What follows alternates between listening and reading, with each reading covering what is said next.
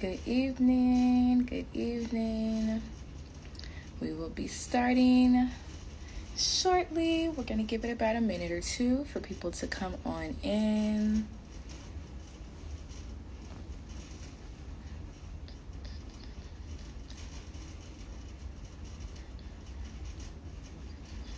Good evening. Thank you all for hopping on. We're going to give it till about 5:02 and we're going to go ahead and get started. Thank you all for being here. We're going to get started in about 2 minutes. We're going to let some people come on in. Hello. Good evening, everyone. Good evening.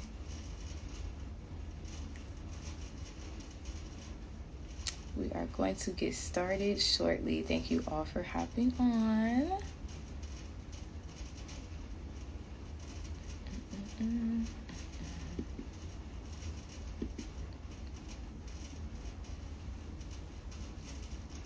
going to give it one more minute. We're going to start. Perfect.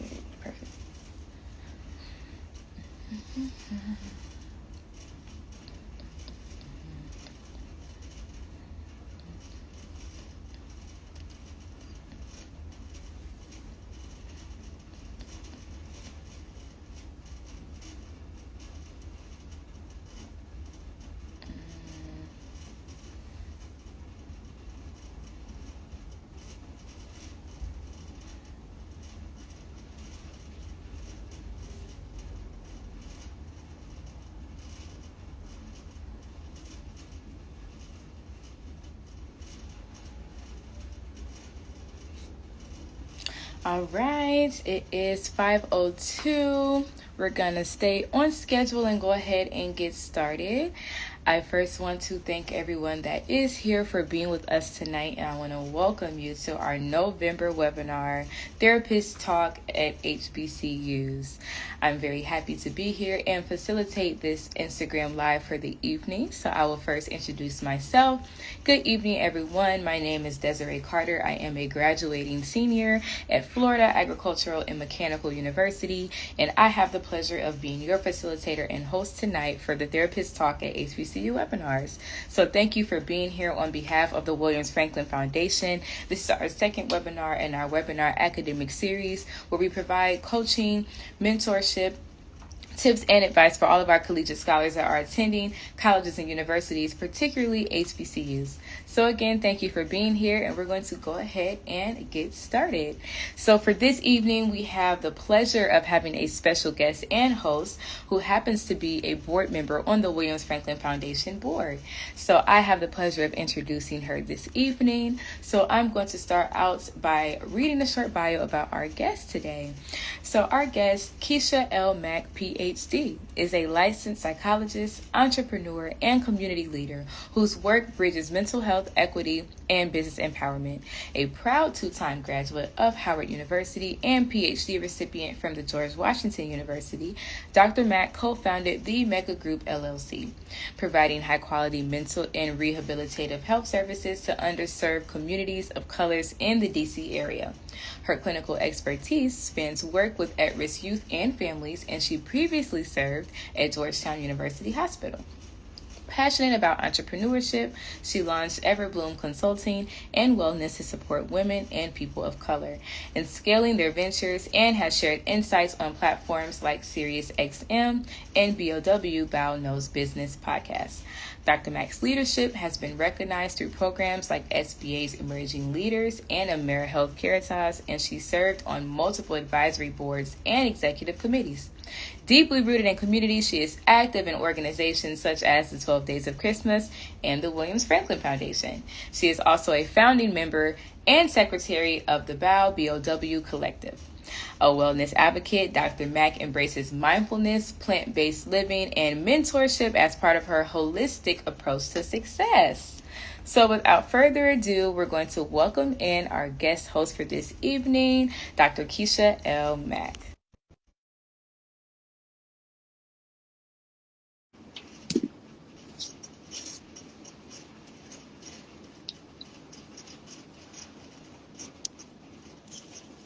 Hello, hello. How are you? I'm well. How are you? I'm good. Let me just get this camera together here. There we go. I think that's better. Perfect. Perfect. Thank you so much for joining us this evening for this live.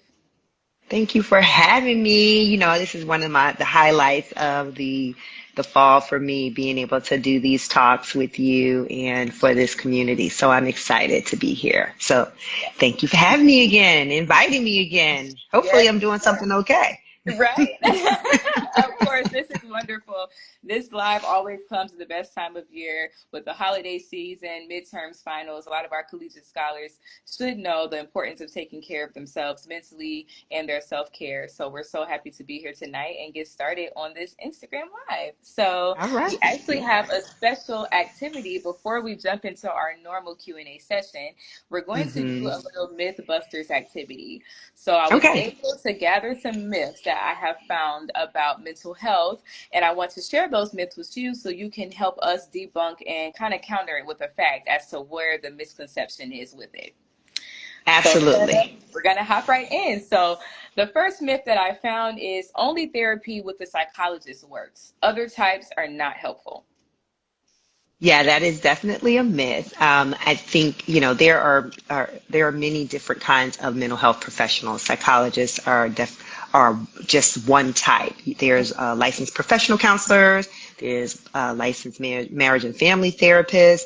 There are also licensed clinical social workers who can all contribute to helping you to improve your mental health. There are differences in the work that we do. Myself as a psychologist, I'm trained to work with more of the severe mental illnesses, and psychologists are also trained to do psychological testing. And so that's one of the differences. Another of the differences is in order to be an actual psychologist, to say that I am a psychologist, so that you have to get licensed first. And psychologists are typically doctoral level. Now, counselors and social workers and licensed marriage and family therapists can also be doctoral level, but their license is they can get their license at the master's level. As a psychologist, I'm not able to get my license without having a doctorate. So that's some of the differences. We do similar work in that we can all do therapy to support overall wellness, day-to-day challenges, difficulties that you might have. But psychologists are trained to work with some of the more severe mental illnesses as well in psych testing. So that's some of the difference. But seeking out support from any of us is actually better than not seeking support at all. So Definitely. definitely, yeah, yeah, Definitely. yeah. Yeah, so that'll go into my next myth that I have. Only college students with poor grades or social struggles need mental support. I'm sorry, I didn't hear that first part of it. It got disconnected. Can you say the question for me again? The myth No again? problem. Yes, it says only college students with poor grades or social struggles need mental support. Oh, absolutely not. Absolutely not. Yes, that is a big, big, big myth. And the reason that's a big myth is because seeking support prior to the challenging escalating to that point is preventative, right? You want to be able to have those coping mechanisms, those coping skills in place before you have to deal with those things that actually may come about. And so you having already had the support or reached out for support, receiving the support may help you not have the poor grades, Yeah. not have the challenges and struggles because you already have those skills in place to be able to deal with those things as they come to play. So seeking therapy prior to help to develop strategies, to develop coping skills, to know what things might trigger you. Those are preventative measures that will help you so that you are not impacted when some of those challenges come that could potentially lead to the poor grades or the social challenges. So seeking therapy prior is actually better than when once it becomes a problem. hmm And from experience, I've also noticed that it's also the students with the great grades and the great life of the party social skills who might need more mental support, who might be Yeah. covering that, using that. So definitely, no matter where you are, definitely seek that support. Definitely seek Absolutely. support. I totally agree because sometimes, as you say, there's masking, there's using some of those things as coping mechanisms that may not be the best form of coping. Like you said, hanging out, indulging in things that may not be the best for your health. But on the outside, it looks like they're doing well, but they may be struggling. So absolutely. I agree with you on that. Into my next myth, which Hmm. is really got really popular, I would say, after COVID-19, when a lot of our therapy had to go online to teletherapy. So it says online or teletherapy isn't as effective as in-person therapy. Yeah. Hmm. That's another. I'm glad you're bringing all these myths forward because I think it's important for people to be armed with real information so they can make real informed decisions about their wellness. And I do believe that that is also, like you said, a myth. Hmm. Telehealth is just as effective as in-person care. Now, I will say there are some particular disorders or some particular situations where I, as a psychologist and therapist, would probably not perform telehealth. I would ask that, we meet in person and do the work in person, but that can be determined at the time. Um, but in most instances, telehealth is just as effective. Now, I will say if you know that you're easily distracted, you're going to be on your phone, you're not able to be in a private space where you can engage and be fully present, then telehealth is not for you Hmm. because you need to be fully engaged and fully present in order for it to be effective. So just having a screen and the capability, which is a wonderful, wonderful thing that we now have. The technology allows us to be, to have this avenue to provide therapy anywhere at any time, which is amazing. But if you aren't able to utilize it properly, then that could impede your ability to have the effective care that you need with telehealth. I think that's so important. Definitely know yourself. If You you're know more yourself. productive in a situation where you need that in-person Yeah, interaction, then that's yeah, definitely for you. That's yeah, definitely for you. I yeah, love that. I love that. So my absolutely. next myth that I have kind of goes alongside with that. It says therapy is boring and it doesn't involve real activities. Well, boring is relative, right?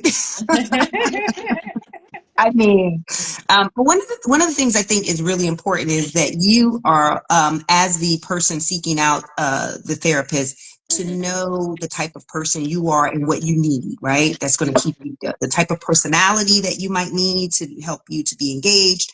So I think that is important for you to be able to connect Yeah. with the person that you are working with because that will help the sessions to be more fruitful and more meaningful to you. Now, with that being said, therapy is actually work. So I don't know how it could really be boring because it's work. It's not that, either one of you are just sitting there like twiddling your thumbs, right? There's actual work to be done. There are homework assignments that we give that you do after session. There's work and assignments that we do in session together.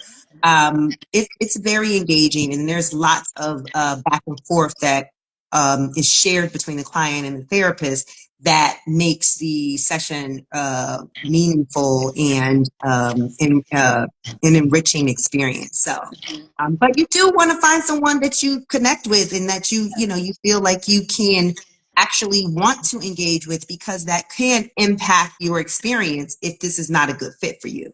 So it's important that you do that Yes, as part definitely. of the process. Perfect response. Perfect response for that. Going into my last myth I have, therapy will make me relive all of my trauma and feel worse. So that's a little tricky because it is not a myth, but a myth, right? Hmm. So yes, there will be a part of your experience where you will relive your trauma and you will have to share it and you may have to share it over and over for a period. For a period, you may actually feel worse, right? Hmm. But that is a short term effect of the long term work and goal that you're seeking, Yes. right? So you will have to retell those stories because the point of it is to take away the power from that trauma. And in order to do that, you may have to repeat it. And repeating it may make you feel bad. But ultimately, you are processing it, you are working through, and you are engaging with your therapist to help you get to that point where it doesn't have that power, it doesn't have that sting, where you can tell that story over and over and over again, and it doesn't have that impact on your life as it once did. So the myth is that that's the permanent state that you will be in. That if I talk about this, I'm going to always feel this way. Short term, it may have that impact, but ultimately, that is a way to get to the place where it no longer has that impact. That is so good. That is so Mm-hmm, good. mm-hmm, Thank you so mm-hmm. much for that. Thank you. Yeah, yeah. So that's going to conclude our Mythbusters segment. We're going to go into our Q&A session. So while we're speaking a little bit on trauma, I want to start out with our first question that I would say is pretty relevant with my generation today. Okay. And that question is, what is accurate use of the word trauma? I know in today's terms, a lot of people say I have trauma, I have PTSD, I have PTSD. And although that may be true, I do believe we have steered away from what the true meaning of trauma is and how it can affect our mental health. So I wanted to get your perspective on what you believe the accurate use of the word trauma is in the definition. Yeah, so let's get a little technical first and we can talk about it. So trauma is a lasting psychological impact from a deeply distressing event, such as threatened or actual death, serious injury, or sexual violence, right? So it's an actual seriously distressing event, right? And while anyone can experience a difficult event, it is only considered trauma if it overwhelms a person's ability to cope and has a long lasting negative effect on their functioning. The Mm. impact is the thing that really is the difference. We all experience difficult in life stressors. There's a difference between stress and trauma, and many people are experiencing stressors, but that impact is where the difference lies, right? And I think we have to recognize that when we're talking about our experiences. And again, it's a deeply distressing event, right? So those are some of those are the actual that is the actual diagnostic and statistical manual, fifth edition, definition of what trauma is. I think, everyone can have a momentary upset or general feeling of being stressed, but it's best to use trauma when it's a lasting negative effect on the person. Lasting negative effect.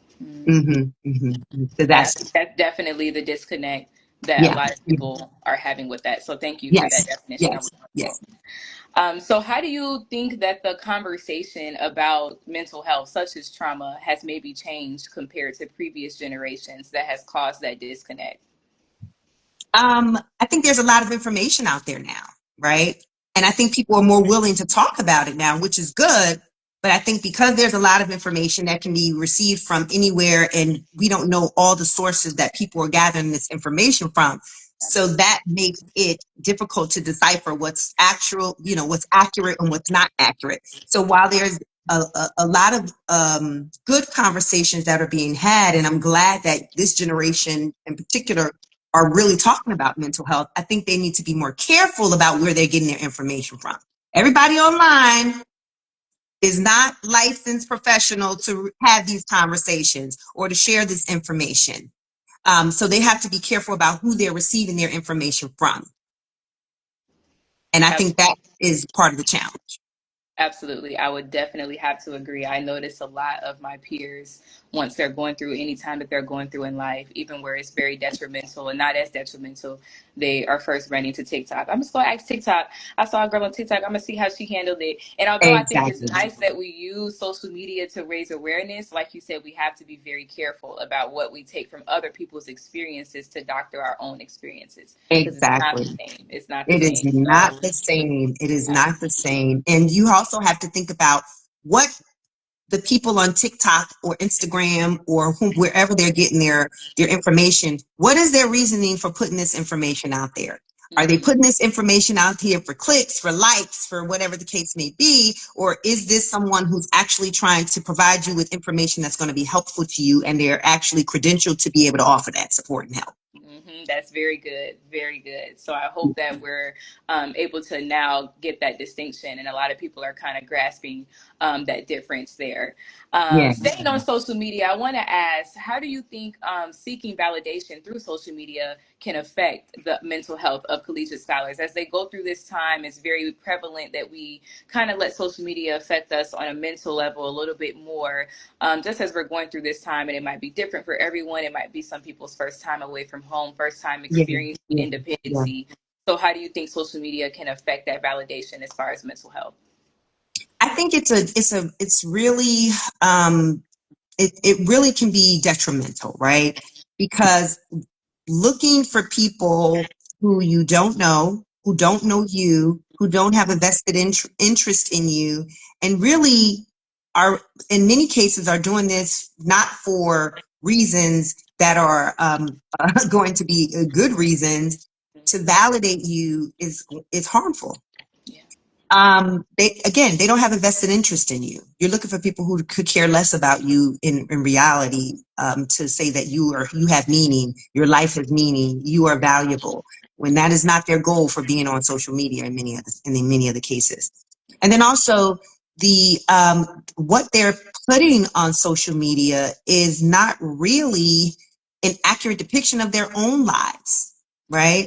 And it's easy for them to continue to raise the bar because the bar is not real, right? So you're going to keep going to, reach the bar, reach the goal that they have put out there, and it's not real for them either. So you're never going to reach it. So it's going to be a constant chase that you can't get to, which is going to continue to leave you feeling empty, feeling less than, and feeling like you aren't as valuable as they may be.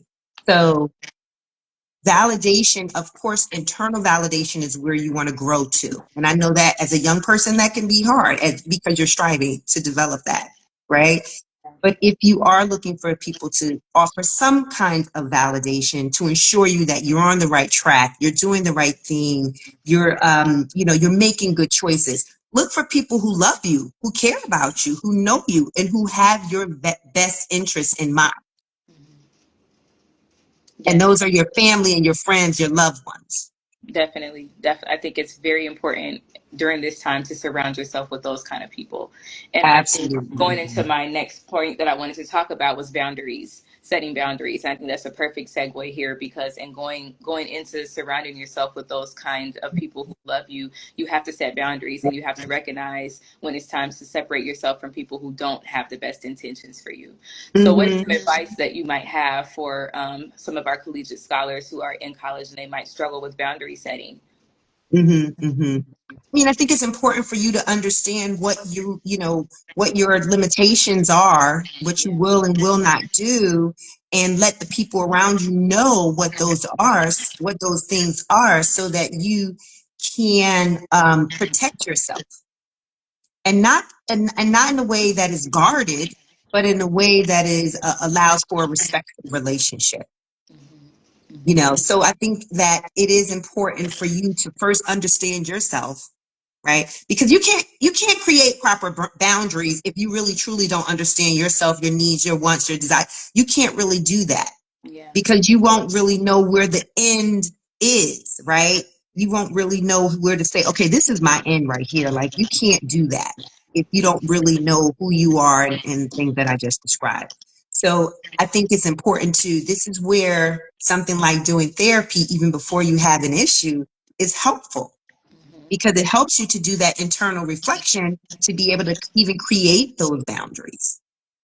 So you have to have those boundaries in order to have relationships that are going to be productive and meaningful to both of you. Because you're able to say, this is where my line is, and please respect that. And it gives the person an opportunity to say, I understand, I can respect that. And that leaves more reciprocal relationships and relationships with less confusion, Mm-hmm. less confusion. And that way you all can have a relationship that is um, healthy, Yeah. a healthy relationship. And Mm-hmm. that's what you're seeking, a healthy relationship with anyone, family, partners, friends, that kind of thing. You want healthy relationship. Okay. Let me ask Mhm. this. So, as someone who came into college, I personally struggled a lot with boundary setting and I let things go too far. I didn't realize that I should have set my boundaries or that not setting my boundaries was not benefiting me until I felt like I was not in one with myself anymore. So, for Yeah. someone who feels like they're at that point, what can you recommend that they can do to get back to themselves and get back to the importance of setting those boundaries and creating those healthy relationships when they feel like they're at kind of like their breaking point already?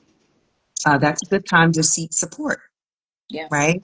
That's a Hmm. great time to seek support because if you're at a point where you are, you're feeling overwhelmed, you're feeling like you've created all these situations where you're not able to have those healthy relationships. You may need to have someone to help you to walk through that, to Hmm. look at how you got to that point, to look at what your needs are, what challenges, what is that thing that's keeping you from saying to someone that this is not okay.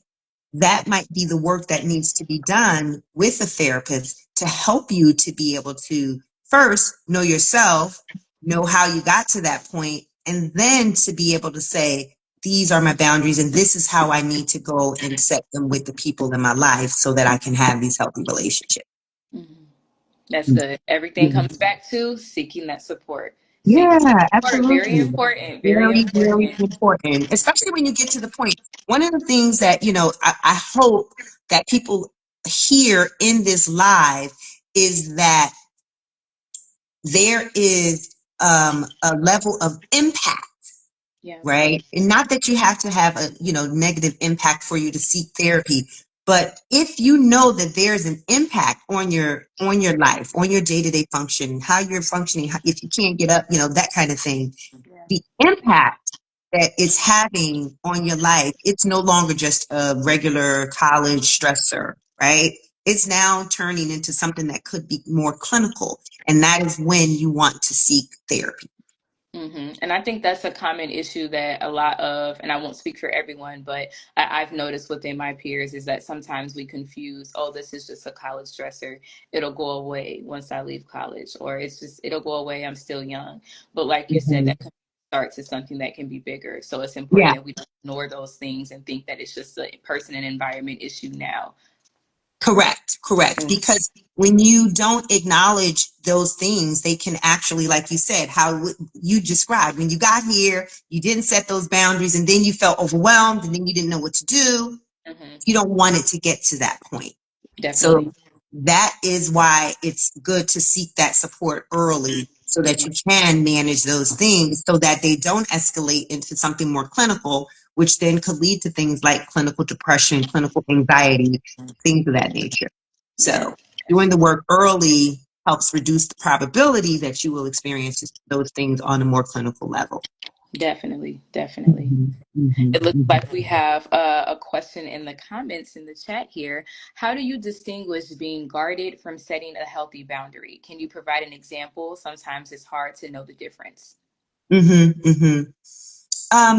A lot of times, guard is the result of something that has happened to you that was hurtful, harmful, traumatic, Hmm. and then you want to protect yourself. A boundary is simply setting a limit to know that this is, this is something that is not okay. And if you do this, these are going to be this is going to be the consequence. Okay. For example, in you're in a dorm, you're sharing a dorm, and you say, "Hey, if you don't turn down the music, I'm going to have to call the RA." That's a boundary. Hmm. You've given them what is your limit. I need the music down by 8 o'clock or 9 o'clock. That kind of thing. According to the law, the rules of the dorm, it should be off by whatever time or low by whatever time. If you don't do that, then I'm going to have to report it to the RA. So if they don't do the thing that you discussed as your boundary, then you report it to the RA. You have to be consistent, because then it's not a boundary if you're just saying you're going to do this and then you don't necessarily report it to the RA. So that's just like a simple example. Whereas guardedness, like I said, is typically in response to something that has hurt you or was harmful to you or has caused you, has had a traumatic impact. And then you're trying to not let people into a space to harm you emotionally. I hope that helps answer the question, but that's typically where the guardedness comes from, in response to something. Whereas a boundary is not necessarily in response to any kind of hurt, harm, or pain. It can be, you might learn it as a result of that, but it's typically not it's not necessarily going to be that response to protect myself from emotional hurt in the same way.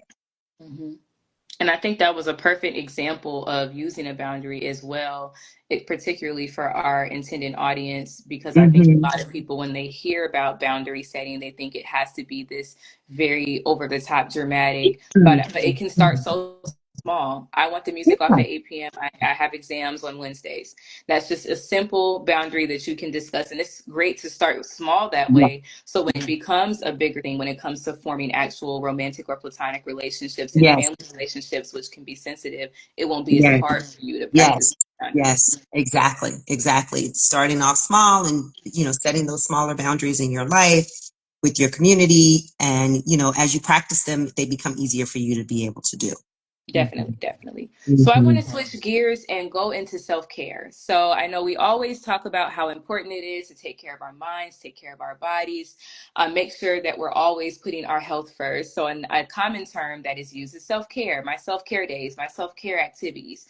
So what are some misconceptions that you have heard when it comes to practicing self-care? I think it's important to recognize when it's self-care versus avoidance, right? Because I hear a lot of people, and young people saying, this is, self-care. I'm taking care of myself. I'm not doing this. I'm not doing that. And I do believe there should be a level of self-care that we all implement in our lives to allow maximum well-being, right? Absolutely. But you have to know when it's you avoiding life. If you are saying, oh, I'm going to do this instead of completing your assignment, that's not self-care. That's avoidance. Absolutely. If you are saying, I'm going to go to the gym and, because I really need to work out, and that there is, a study group that you're supposed to be a part of, but you really don't want to interact with these certain people in the study group, that's avoidance. That's avoidance because you don't want to interact with them, right? So you have to know when you're avoiding things. And again, it's the impact. Are you trying to not do something that causes you to feel discomfort? If you're trying to not do something that's going to cause you discomfort, that's avoidance. It's not necessarily self-care. We all experience discomfort. We have to be able to manage discomfort, right? So self-care is definitely important. Now, to deal with, you are a person that, you do your assignments and you're doing your studying, you're doing all the things, you're going to work, you're doing all the things that come with being a college student. And after that full week, you want to go and see a movie by yourself, nobody else. That can be a form of self-care. You wake up in the morning and do meditation and work out before your day gets started. Phone is on do not disturb. That is a form of self-care when you know that gets you going. That gives you the energy to get through all the difficult things that might come throughout that day, or to help you to be successful during the day. That's a form of self-care. There's not any avoidance involved in that. You're doing self-care is going to allow you to do the things that you need to do that to accomplish the goals that you've set for yourself. That is so good. And I think it's very common that people confuse the two, and it's not discussed at all. I've never really heard a great explanation besides the one you just gave us on self-care versus avoidance, because it happens so Mhm. often that we don't even realize that we're avoiding and we're masking it with self-care. So that's Yeah, wonderful. A yeah, wonderful approach. Yeah. absolutely, absolutely. And we can all be guilty of it Absolutely. because Yes. it's so easy to do that, Hmm. especially when it feels good. Like this feels good. This makes me feel good. Yes, it does. But you also have to be able to live in a space of discomfort and know how to manage that discomfort in life. Absolutely. Hmm. Absolutely. Hmm. It looks like we have another question in the comments. When should a young person begin to seek counseling? Just like physical health, how often to get a good checkup on your mental health? Oh wow. I mean, that's a I would say there is no particular time, to be honest, to when to start. You can start at any point. We see children as young as 3 and 4 years old. Typically at that time, they're having some challenges that bring them in. But if, for example, you're not necessarily having any challenges, so to speak, or any mental health concerns, and you want to just talk to someone, I've had, at adolescence, in middle school, it starts to become a bit more challenging around that time to deal with, your friendship groups and, all the things that come with relationships during those times. So I think as early as middle school, you can start seeking out support and having a safe space to talk to someone outside of your parents. And if and thinking about this as I'm speaking, a lot of times it is during that middle school time when parents become less of the less important for the kids to have those dialogues with, right? They were Absolutely. seeking more outside um, validation, more outside um, um, recommendations from friends and that kind of thing. So giving them a space with somebody professional who really can give them good sound advice may be a good time, to do that in middle school. I would definitely say by the time you reach high school and college, having a therapist should be like, a regular part of your routine Yeah. because there are a lot of life stressors that come into play. And it does, again, it doesn't have to be anything wrong. There doesn't have to be any major issue, but during those times, you're starting to experience a lot more life challenges that are going to continue with you throughout life. The things that you're starting to see at these, adolescence, young adulthood are the things you're going to continue to see throughout life. So you want to have the strategies and coping mechanisms to be able to deal with them as you're continuing to see them come along. So the earlier you do it, the better. And then you can have those times when you may feel like, I've been fine, but let me just do a refresh. Let me just do a check-in with my therapist. I may have feelings like I have not been doing this as well as I have been doing it in the past. Let me do a check-in. So anytime is a good time, to be honest. Anytime is a good time. Anytime is a good time. Anytime is a good time. Yes, yes. So I'm going to go into my last question before we do our guided breath moment. And I just want to ask you, as a college student who is wondering, where do I go? Where do I find the resources to start therapy? Yeah. Therapy is not free. So what resources can I get to be able to obtain those sessions? Or how can I find my match? What tips do you have for that person? Yeah, it is. It can be very daunting out there to find a therapist, right? And I totally get that. I think a great resource for college students is the College Counseling Center. Yep. That is a great resource for you. It's there. It's on campus. You oftentimes, depending on the university that you attend or college that you attend, it may not cost you anything or it may be very little cost to you. So it's a great resource to start on your college campus. They are there. You don't have to have a serious mental health concern. You can go there for support for, wherever you are on the spectrum. Your college counseling center is a great place to start. They're also going to be able to offer you additional resources and recommendations for additional support and therapy when or if they're not able to provide the services on campus any longer.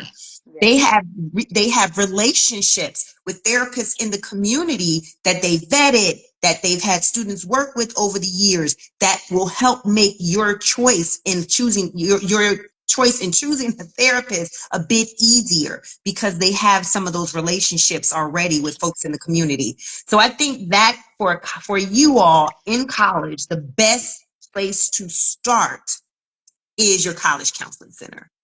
I think maybe a second option for you all would be if you had your parents' insurance, if you all have insurance. Using your insurance plan, they can assist you with finding a therapist. And it's not an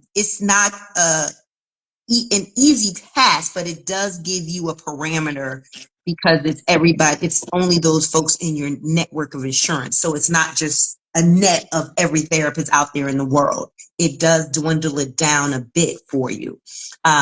And then there are also lots of like research, databases and online places like Psychology Today, Therapy for Black Girls, Therapy for Black Boys or Men, I think it's called. Lots and lots of resources out there for that kind of searching. But the best resource for you on the college campus is your college counseling center. Yes, it is. Mhm, mhm, Thank you mhm. so much for that, scholars. I hope you were taking some notes on that. Definitely do your research. Definitely get connected with those counseling centers on your university campuses. They are Yeah. there for us. So let's definitely take advantage of that.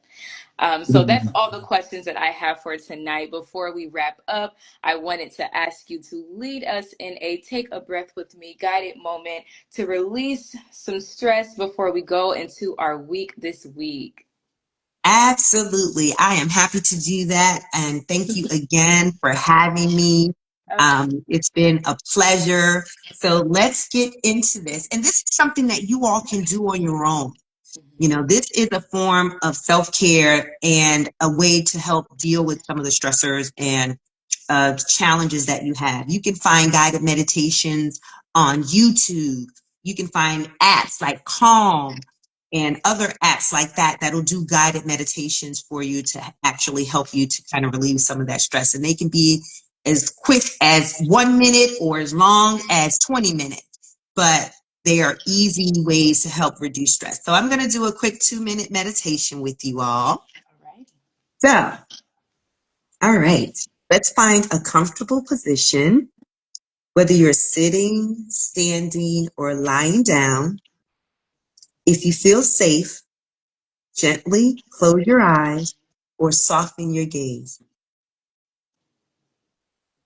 Now, take a deep breath in through your nose, hold it for a count of 2, and slowly exhale through your mouth.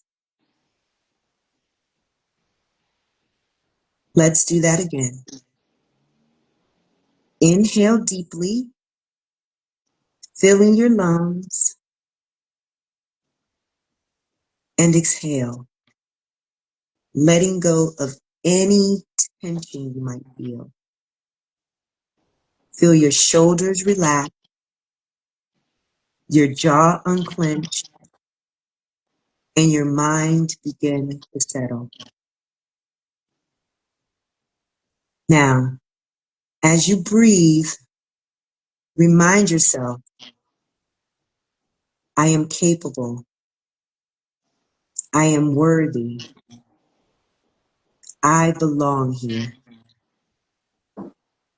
Picture yourself rooted like a strong tree, Your roots deep in the rich soil of history, culture, and excellence.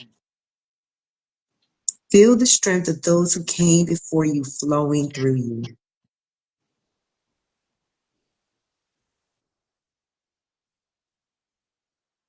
Take one last deep breath in. Hold it, remembering you belong here. You are worthy. You are capable. And exhale slowly.